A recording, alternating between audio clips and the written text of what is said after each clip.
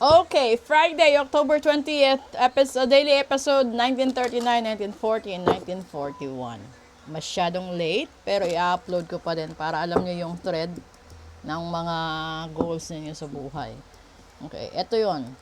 Yung unang barahan natin, maraming salamat sa sumama sa nag-join sa live ko at nasagot ko na lahat ng questions ninyo.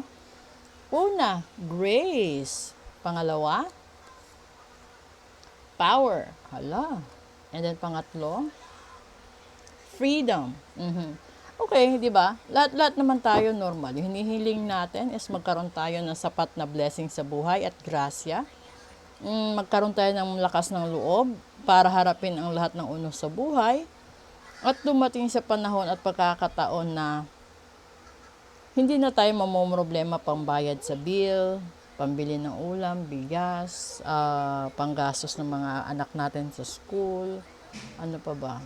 Ito yung mga bagay na araw-araw natin iniisip, inaalala, na sana dumating ang panahon na magkaroon tayo ng matiwasay na pamumuhay. Kasi yung iba, no, hindi naman masyadong mataas yung pangarap. Yung hinihiling lang is magkaroon ng mabuting kalusugan, masayang pamilya, no? Magkaroon ng sapat na lakas kasi hindi naman habang buhay teenager ikaw, hindi habang buhay kaya mong magbanat ng buto. Sa ayaw at sa gusto natin, sa paglipas ng panahon at taon, yung katawan natin bumibigay. So, 'di ba? Katulad din ito. Ito kasi, no, malakas na malakas ito. Kaya niyang mangisda, kaya niya lahat. Pero kapag siya tumanda, bibitaw din siya. Ganun din lahat naman ng tao. Pero sana, 'di ba? Kahit sa atin sasabihin natin na sana sa pagtanda ko, makikita kong nasa maayos na kalagayan mga anak ko. Makapiling ko pa yung mga apo ko, 'di ba?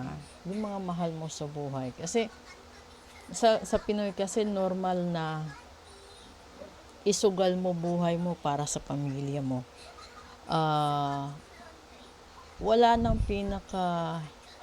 tawag nito. Siguro pinaka-goal ang isang Pilipino is yung makita yung pamilya niya na nakaahon sa hirap, nagkaroon sila ng sariling bahay, magkaroon sila ng mga gamit, sasakyan, pangkabuhayan,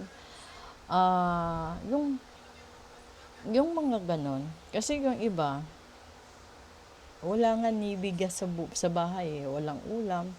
Yung iba na mga bata, walang tsinelas, walang sapatos, walang uniform. So, iba-iba yung mga suliranin sa buhay, pero yung hinihiling lahat is grasya galing sa Diyos, grasya galing kay universe. At yung iba naman makayanan lahat ng pagsubok, malagpasan lahat ng iba't ibang pain. Yung pain kasi is hindi lang pain caused by love, kundi meron ding pain caused by illnesses. Meron ding pain na, yung matinding pain is yung pain ng magulang tungo sa anak, na minsan kasi may mga magulang na hindi sila inalagaan ng anak nila, kundi itinakwil sila kasi matanda na sila. Yung iba naman, vice versa. May mga anak na pinamigay sila ng magulang nila, hindi man lang nila alam kung anong dahilan. 'Di ba? May mga ganun. So hindi natin mawari kung gaano kabigat yung burden na meron ng bawat isa. So sana kapag nasa labas tayo ng bahay natin, ito payo lang din. Lahat ng tao na pwedeng makapanood ng video ko na to, hinihiling ko, irespeto nyo ang bawat isa. Lalong-lalo lang yung mga taong nasa paligid ninyo, no? Nakakasakay ninyo sa jeep, sa mall, nakakasabayan ninyo. Kasi kanya-kanya silang pangarap, kanya-kanya suliranin sa buhay. Hindi natin alam yung ibang nakasalubong natin is hindi pa kumakain.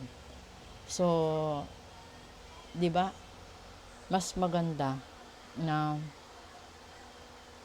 maging observant tayo sa buhay at maging sensitive tayo sa kapwa natin.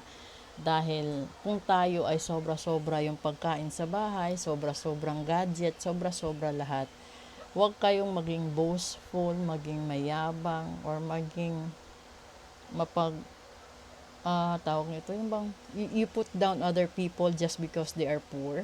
You put down other people just because they don't have anything and they don't look elegant. Huwag ganon. Kasi, the universe and God is looking at you.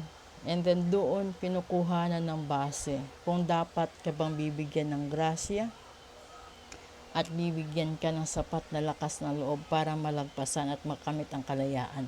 Kasi pagdating sa punto na tumatanda tayo, hindi naman natin kailangan ng maraming pera kasi hindi na natin kaya mag-mall, hindi na natin kaya mag-outing. Yung tang hinihiling lang natin is magkaroon tayo ng peace of mind, magkaroon tayo ng sense of security that everybody na mahalin tayo, tanggapin tayo, alagaan tayo, di ba? So, ito yun. No? In general, kapag tumanda ang isang tao, pasimple ng pasimple ang hinihiling nito sa buhay.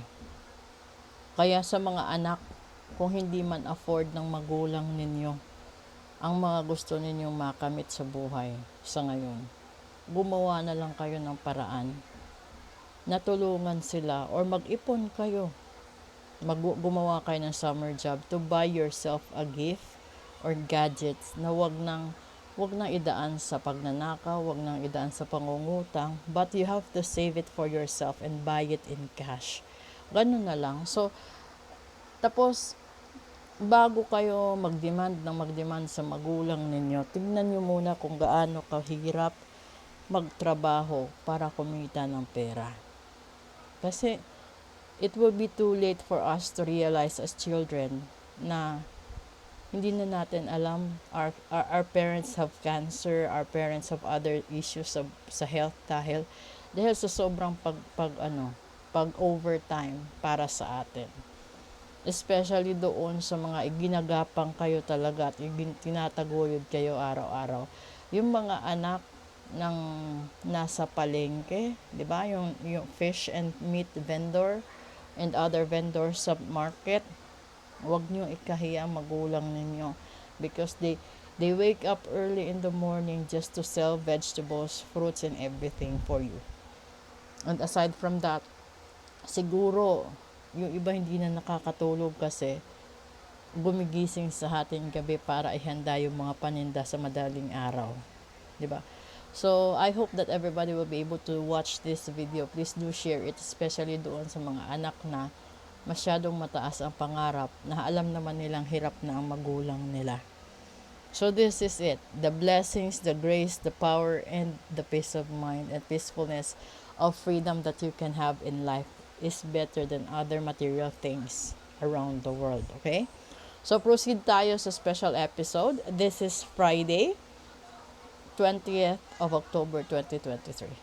Good afternoon.